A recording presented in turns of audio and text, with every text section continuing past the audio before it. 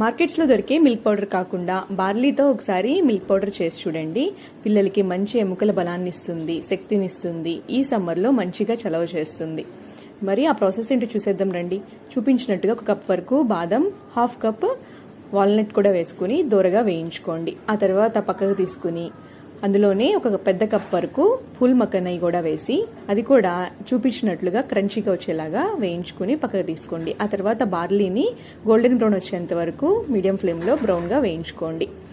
ఇవన్నీ కూడా ముందుగా డ్రై ఫ్రూట్స్ అన్నీ మిక్సీ పట్టి జల్లెడలో జల్లించుకోవాలి. ఆ తర్వాత బార్లీ కూడా మిక్సీ పట్టి జల్లెడలో జల్లించుకుంటే ఫైన్ పౌడర్ వస్తుంది. దీన్ని ఎలా మనం పాలల్లో కలిపి ఇవ్వాలంటే పిల్లలకి ఇలా పాలు బాగా మరిగిన తర్వాత 2-3 టేబుల్ స్పూన్ల వరకు బార్లీ పౌడర్ని కూడా వేసి మొత్తం ఉండలు లేకుండా కలుపుకొని 2 నిమిషాలు మరిగించి నేను ఇక్కడ బ్రౌన్ షుగర్ యాడ్ చేసి పాలలో కలుపుకున్నాను. అంతే.